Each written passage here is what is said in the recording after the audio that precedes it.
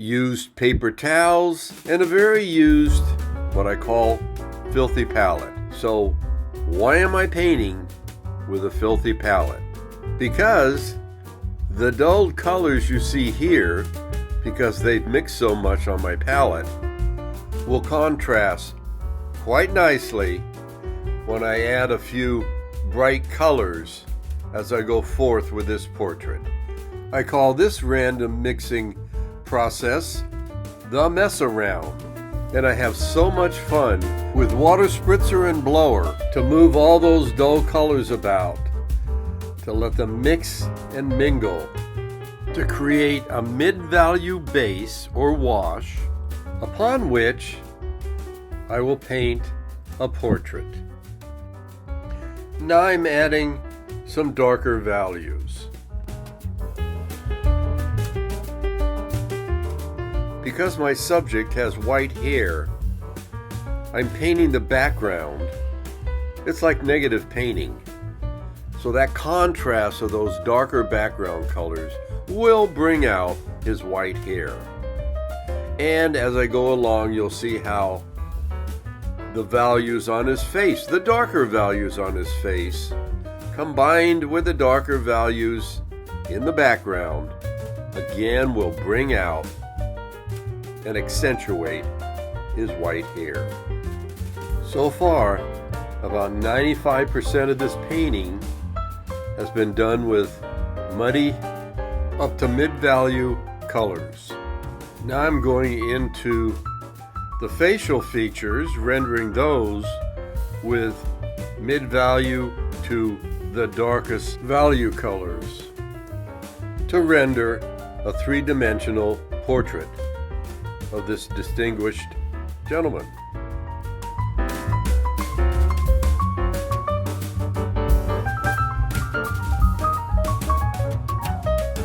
So far, these darker values are more the subdued, what I call filthy colors. That may be a little strong of a word, but they are definitely subdued colors that I want to contrast when I put in the really bright colors. And by golly, speaking of bright colors, I'm now adding some pure, bright cadmium red to the tip of his nose and some yellow. And again, it's these darker values painted against that basic lighter value initial wash that's creating enough contrast to bring out the dimension of his head and face. I stress this in all my in-person and online workshops. As you're rendering the facial features, you can use a range of different colors as long as they match the values that you see in your reference photograph. And I'm obviously painting from a reference photograph.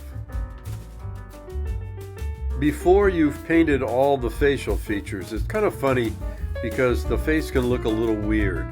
But have faith that when you do finish all those features, it's all going to come together and create a very nice portrait.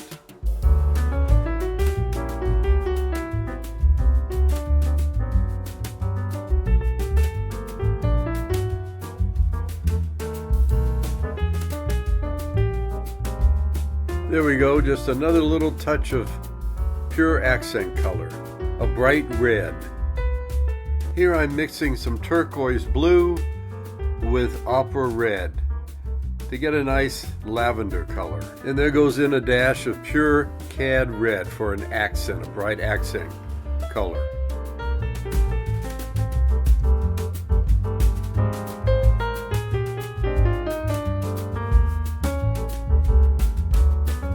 For the left side of his face, I'm using some of that kind of dirty lavender and a dirty green. And it's a mid-value, not too dark, but just dark enough to bring out the roundness of his face. And here I use my water spritzer for a blending technique. Like in the tip of his nose, I like to use warm colors for his lips.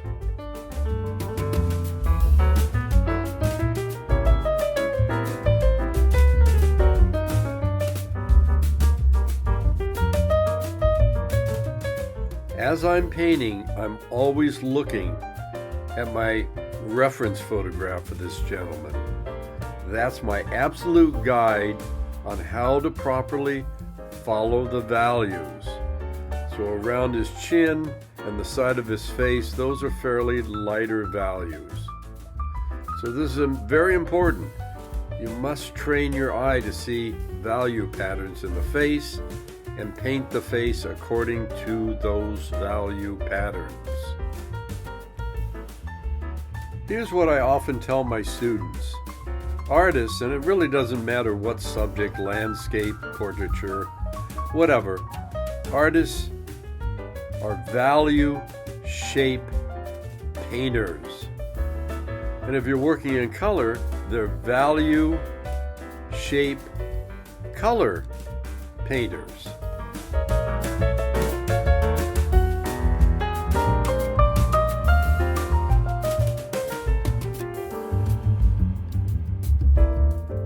Isn't it interesting here that as soon as I put in his nostrils, those dark nostrils, all of a sudden it's really looking like a dimensional nose.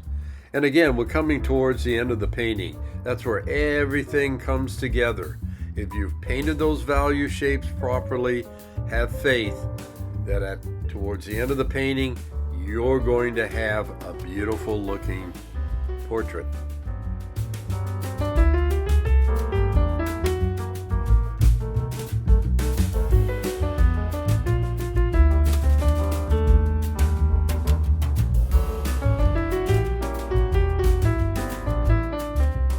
Hey, another good thing to know and be aware of is that you want to paint what you see, not what you know.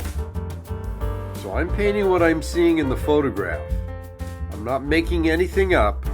I don't have to paint it in excruciating detail, but I have to get that general impression.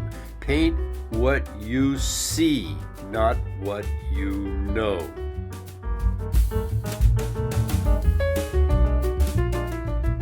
These super deep dark values around or in his jacket, a lot of it painted with phthalo blue-green shade. The value contrast of that with his chin area is really helping to push out the dimension of his face. It's value contrast that creates dimension. In some areas it's going to be very subtle, and in other areas it's going to be very strong.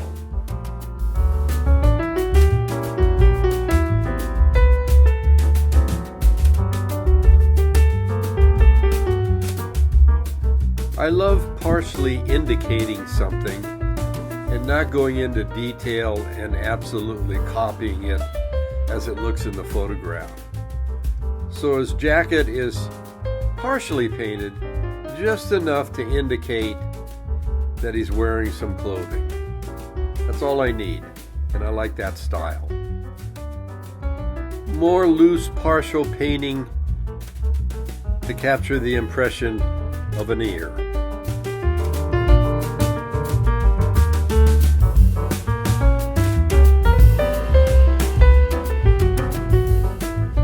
Now I'm putting some shading into his white hair and just enough brush strokes to indicate some strands of hair.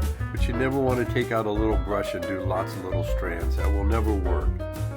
Just an indication, just an impression.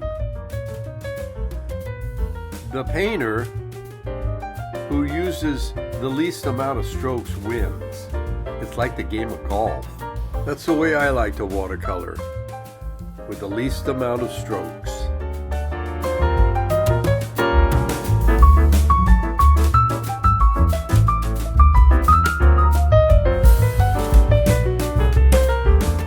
At this point, I'm almost done with the portrait. I'm just doing the finishing touches. So most of the values, or the value colors, are pretty subdued.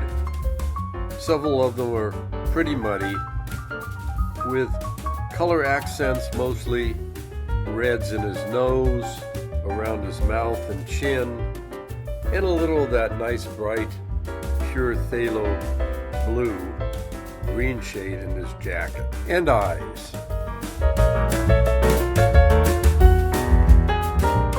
At this point, I'm deepening some of the values in the background around his head, just to bring out the dimensionality of the head a wee bit more.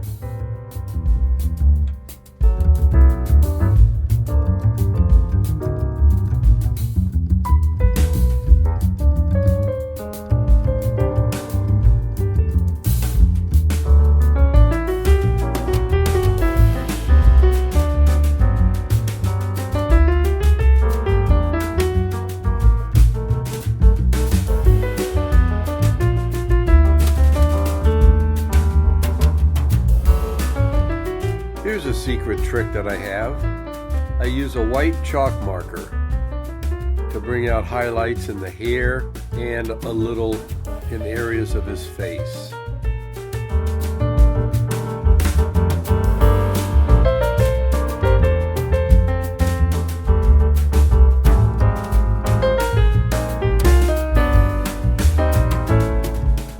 These highlights in the face done with the white chalk marker just makes for a little more extra value contrast. And like I said before, value contrast increases the dimension or 3D quality of whatever you're painting.